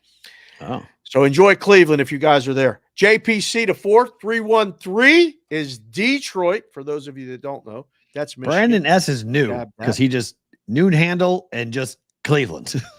Hey, that's fine. Brandon S, Cleveland, Ohio is probably 216. That works for me. Good to see you. Good to have you here, Brandon S. There it is. Thank you. All right. There's our guy every single damn week. I mean, he got a streak like Cal Ripken being here on Roll Call Friday. God bless you, Scott Bartholomew in 907 Ketchikan, Alaska. At some point, wouldn't it be cool to go up there to Ketchikan and do a show? I wish they still did the what was it called? Top of the World Classic. What was that basketball tournament they used to do up there in Alaska? The Great Alaska Shootout. Great Alaska Shootout. Yeah, I would love to have that come back and go up there and cover that. That'd be fun. Awesome. That would be a lot of fun. That would be a lot of fun. Joe T, 316, Wichita, Kansas, may be boys MAYB. MAYB. Yep. Boys basketball national finals, 5th grade team. Prime time. Get it done, boys. LFG. I won't even say it so I don't get Will in trouble or get us in trouble. But get it done, boys. Prime time with a Y. I like that. Vinny Konowinski. 260 Fort Wayne, Indiana. Wet. It's Fort Wayne in wet. What? He typed it. I read it. We're doing the show. You added in Diana. Fort Wayne in wet. Corey Macbeth, 402, Omaha, Nebraska. What's up, Corey? Good to see you, Thank you man. for being here, Corey. PB, 941, Venice, Florida, cloudy 88 degrees. We missed the Cape. Man, this guy's a world traveler. What did we say PB stands for? What did Madeline say PB is the symbol for again? Damn it, I can't remember. Somebody put, what's the symbol for PB? Because that's your new nickname. I said it out loud, and I was like, that's PB's new nickname. That is PB. Yeah, she gave you a nickname, PB. That was good. Jimmy Football. Good to see you, sir. 416 Toronto, Ontario, Canada. Thank you for being here. Ron Sean, 703. That's Virginia, Yes. I believe. Yes. I think that's Virginia. Centerville, Virginia. Centerville, Virginia, 97 effing degrees. Woo! Smoking. Hot. Ryan Coot, KOOT, 660 Tipton, Missouri. Nice golf ball avatar there. I like that. Said RY. Geo DeWap, 949 Seal Beach on the boat, headed to Catalina Island for the weekend. Good for you. My man, Geo DeWap. He's living right. Hero. He's living right. Catalina Island's fun. Is on something, doing something every damn weekend. It usually starts this weekend on Thursdays at the pickleball court, playing pickleball. He'll be here. I believe it's in a week or 2 weeks for the live shows, Thursday and Friday, the 22nd and 23rd, when we will be live at Circa doing the show and taking people, signing them up right there. Lamvu, 212, New York City, NYC, the Big Apple. Good luck this weekend with, I believe he's a Yankees fan. I'm not positive. Georgie Mason, 902, Charlottetown, Prince Edward Island, Canada, 97. Canada. Fantastic degrees in Prince Edward Island. Hot up there. Wow. That's hot. Georgie Mason, did you get your hats yet? You didn't tell me. I don't know if he got them yet. I sent him to another place, another pickup drop-off area. Andy Caston, 702, Las Vegas. Good to see you here, Andy. Hello, sir. Today. Vic Ferrari, 317, Indianapolis. Let's go Diamondbacks. Come on. What are you talking about, Vic? Jade Albets, 410, St. Michael's, Maryland, heading to OBX in the AM. Enjoy the weekend, fellas. UFC noon Eastern tomorrow. That's the card starts. The main card starts at 3 p.m. Eastern, noon our time. Mackenzie Dern, oh my God. What? Just go look at Mackenzie Dern. You know what I'm talking about. Really? She looks phenomenal. I mean, like, stop the presses, old school Mackenzie Dern. If you know what I'm talking about, like, if you know, you know. You know. Like, holy mother of goodness gracious, she stopped traffic this morning in Abu Dhabi. Really? Like, just like, wait, what? Mm-hmm. Like, yeah, I can't explain it, but the bolt-ons work. That's all I gotta say. Okay, it works for Mackenzie Dern. Fair. Good to know. There's Raymaker 512-412 Pittsburgh, PA. Big series with the Diamondbacks this weekend. Damn right, Lewis. Let's go, Bucks. We need it. We got to take 2 or 3, hopefully. Oh, my. WV Punch Drunk 1304 in the mountains of West Virginia. Dave, you're coming to PSU, West Virginia. Steak sandwiches at the tailgate. God, you know I want to come WV Punch Drunk 1. I don't know if I'm going to be able to, depending on what we got. Business, proxy business, all this other stuff. We might be live shows somewhere. I don't know yet. You will be one of the first people to know. You got to send me the address too for the other thing for the hats. Ryan Andrew Fletcher, 703, Annandale, Virginia, 98 degrees and gorgeous, but trying not to melt. Much love, y'all. Much love to you, sir. And that cat. I mean, I'm not a fan of the cats, but that's fine. Brandon Rincon, 310, Culver City, California. Good to have you here, sir. Eric Conrad. I don't recognize that name, Eric, but if you've been here before, I apologize. If you haven't, welcome. 270, Madisonville, Kentucky, where our friend Double K down at the Circa is going to Kentucky to do some in-person training. Oh, because the Circa might be getting ready to open at the location there.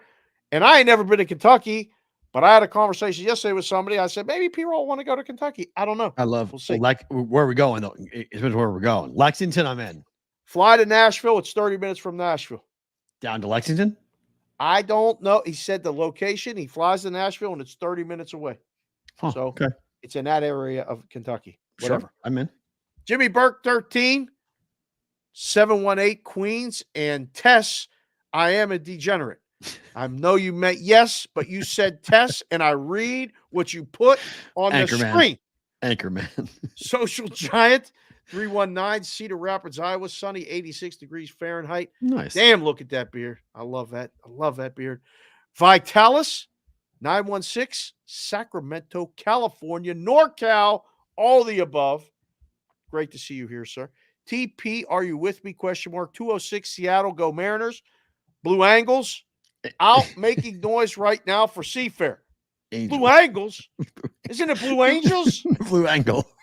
Blue Angles. That's great. The Blue Angle. 90 degrees, 45. Isosceles triangle angles. Santana, 928 Yuma, Arizona. Snakes beat up Skeens on Sunday. I'm going to beat you up, Santana. They ain't getting them. Pirates win on Sunday. Maybe split before that. Maybe lose too. I'm a little worried. Football Guy 97, 716, Lancaster, PA.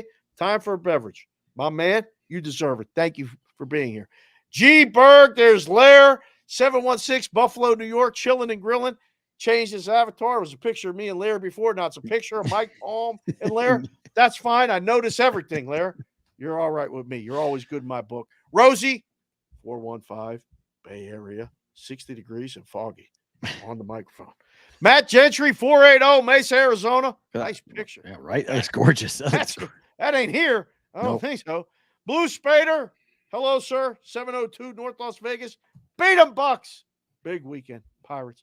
Jim Montgomery, Monty, 215 Philly Burbs, hoping for the Phillies to get off the schneid. You and a lot of people. I'll be back to see you soon. Them kids are going to go back to college. I might be back. I might not. I'm going to let you know, Monty. We're going to get together. I'm going to meet you and them kids. John Serrett, 2 R's, 2 T's, 304 Oak Hill, West Virginia. Still 11-point dogs to Penn State. Want to let you know that. John, 724 John in Greensburg, 88 and high humidity. Big weekend in UGG. I think you meant Pittsburgh. The O is next to the P, so you meant PGH. Pirates shared sports pages with Steelers, which is highly unusual in August. So, yes, recognize. Mark Schilling, 314, St. Louis, Missouri. Go Cardinals. Pierre in the cut.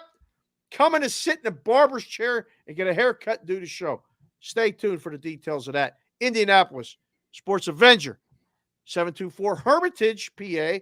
Buccos are still over 500. Tell them, Sports Avenger. Deuce Daily, 978, Lowell, Massachusetts. Francisco Ochoa. What?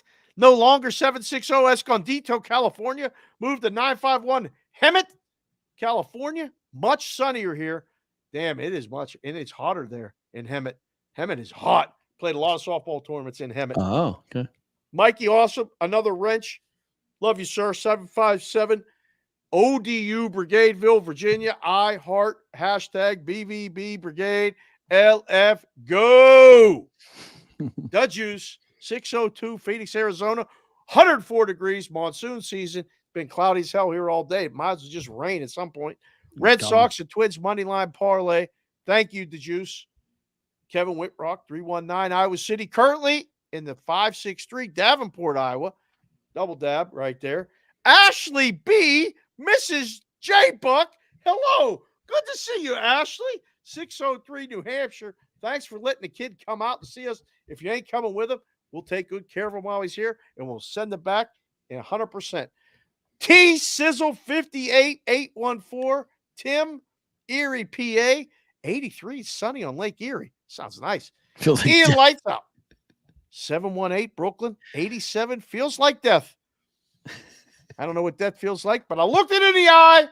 It'll be 4 years, September 11th, when I had that stroke, and we're still here. Show's still here. Thank you, Ian, for being here.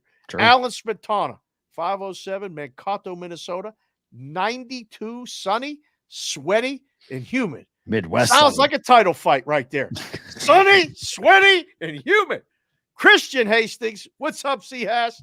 Roll call Friday, 317 Indy, checking in. Good to see you, sir. Matt J, 2020, 440 Cleveland West Side. Minimal back pain today. Good to know. That's good. That's good. And that puts us directly into the time we say goodbye to you guys who are watching on SiriusXM or listening on SiriusXM and watching on Sports Grid. Thank you guys for being in bonus time. We got bonus time. I got them all. Don't worry. We're all good. We got you. We got you. If you guys are watching with us, you guys are live with us on YouTube and on Twitter. Thank you. Do not move. For you guys who are on replay, we'll see you guys on a Monday. For the rest of you, bonus time starts right now.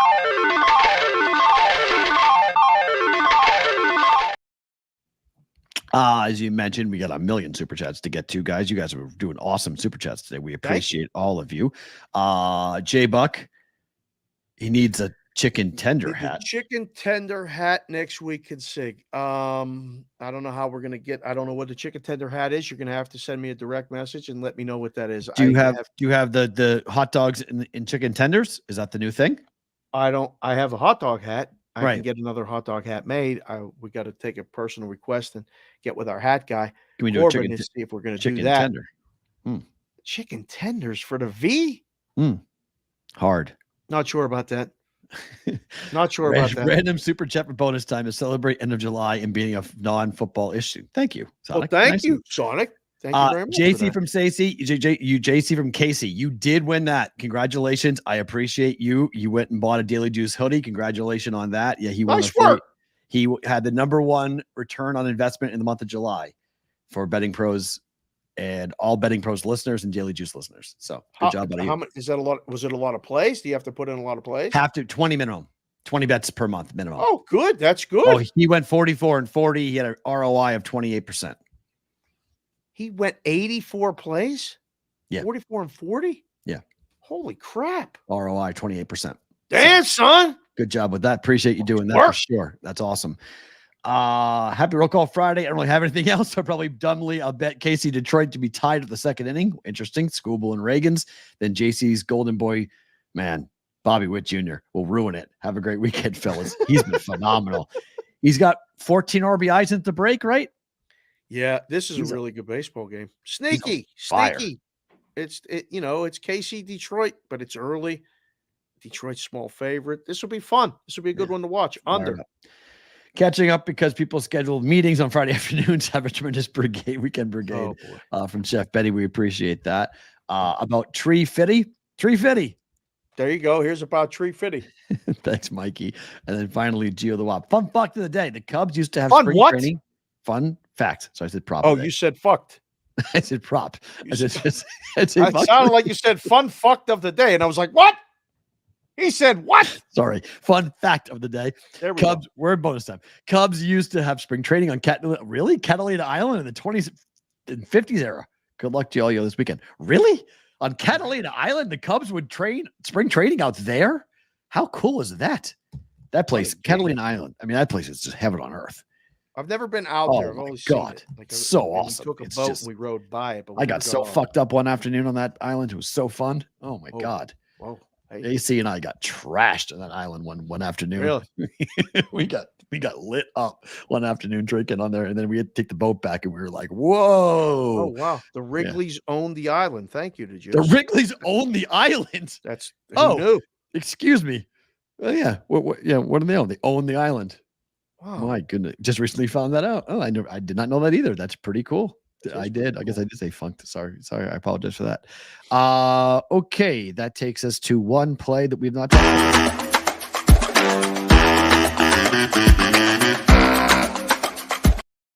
All right. So I started the day off by getting the over on Team USA and Morocco soccer right. Over 2.5 came in.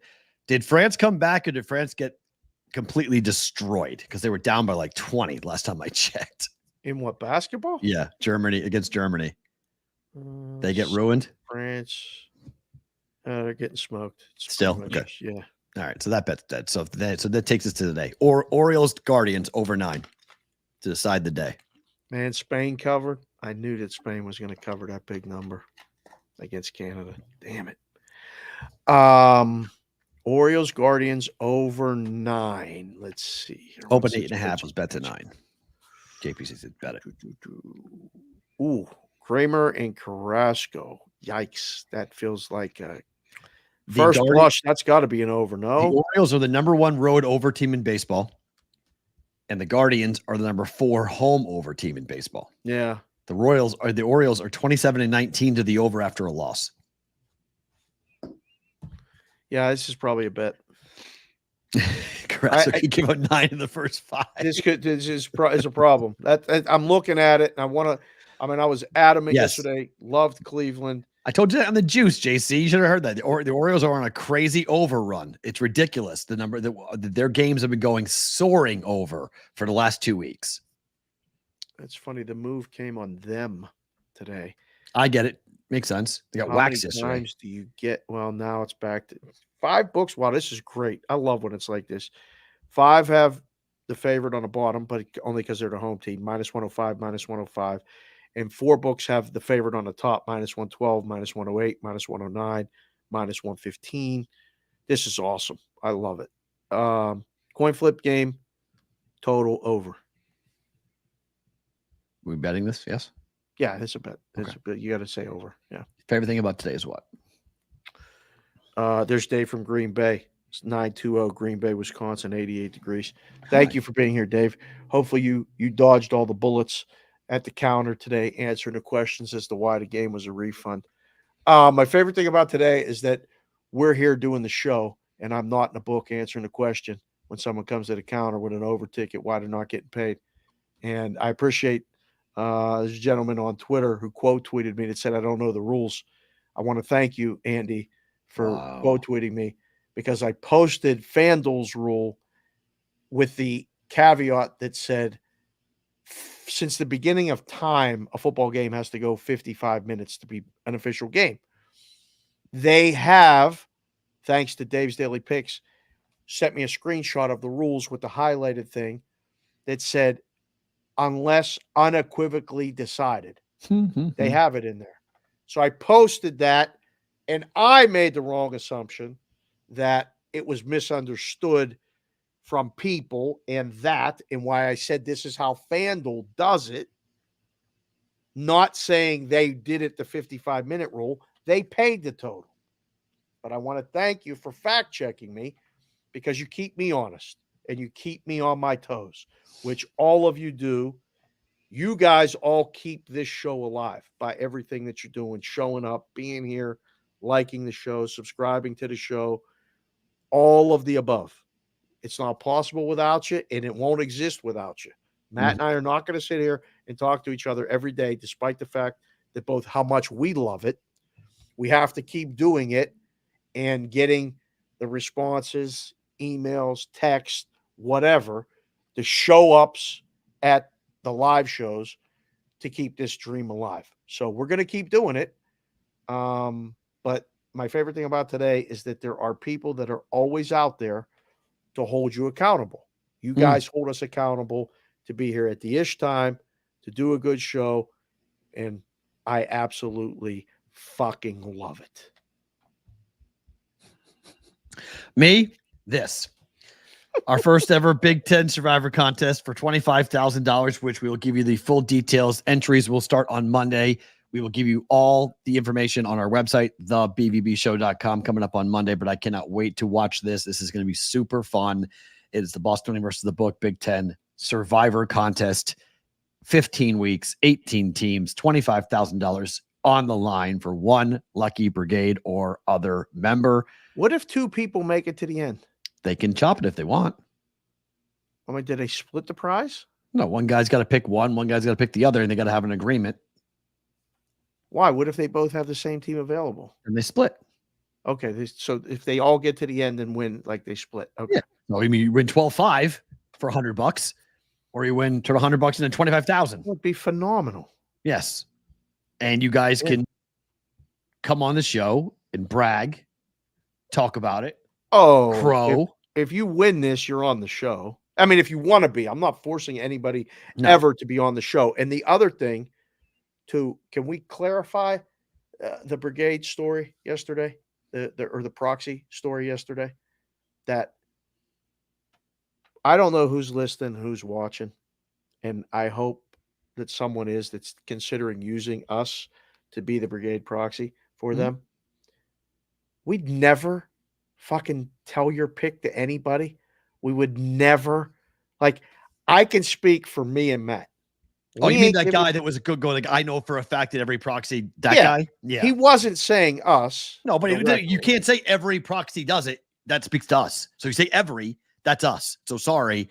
We don't need it, guys. Like we have a show. We're public figures. We don't ever want to disrespect or do something that's going to be inappropriate or ethically wrong when it comes to what we're doing with your picks. There's no need to do it. Yeah, we don't need it. We don't need it. I spoke to a couple of the other proxies about this yesterday when I was signing up another person, and they were all like, well, did you see it? Because they all wanted to know what I thought. And I said, yeah, just let it go. Like, people are going to say whatever, but I can't speak for every proxy. I will ask you directly, because now we're a part of that business. Mm-hmm. We're not doing it. And I don't know how much money that somebody needs. And I am not a degenerate gambler. All these accusations were made of proxies sell their information or sell their picks. And I was like, what? What are you talking about? It's not us. I don't know. Maybe you know something I don't. I'm the first one to say sometimes nobody knows shit. But I'm not getting in that pool. Don't put me in that water, because it ain't true. So just wanted to take that moment to clarify that. And yes, I'm beyond excited. I mean, it's funny too. I was thinking about the other day. I was like, okay, so like you have a guy who's hot, who's gone like 5-0 back-to-back weeks. Like, there's multiple ways of doing this. You could take those plays and fade those plays because he's due to have a bad week, or you can take those plays and go ahead and follow those plays and then watch the guy go 1-4. Like anything else, the picks have to win. Doesn't matter how good somebody is. Doesn't matter what someone's doing. The picks have to win. On top of it, at 6:00 Pacific, every single week, the Circa publishes everybody's picks. So the only advantage you would get is that whenever the deadline is for the proxies, and you get the information first, and then you either tell someone they go bet it or you go bet it yourself. You have a nice 3-hour to 4-hour window of exclusivity. Are you nuts? Like, whoever's saying that, I would love to have the conversation with them. Go, well, what did you think was going on? I got this guy's picks, and I'm out sending out send-outs to people so they can bet 50 dimes a game on it before the line moves and before it comes public. Wow, interesting. Okay, it's not happening. On top of the fact that the line is different a lot. The contest line is Thursday. The line's different. You're most likely not getting the same line on Saturday when you get the information, or Sunday when you go to bet it. Whole thing was silly. I just had to address it while we had people here, while it was on my mind. Monday, we'll work out all the details. We'll have all the sign-up information. It's $100 an entry. It's a Big Ten contest only, meaning you must pick a Big Ten team every week to advance, to survive, and you go to the end of the contest, and we'll have the end of the contest details worked out that you will have to pick the last game to get the cash. Should be a lot of fun. Have a great weekend, guys. We appreciate each and every one of you guys for being here. Hit the like button, subscribe button. We will talk to you on Monday for another episode of the Bostonian versus the Book.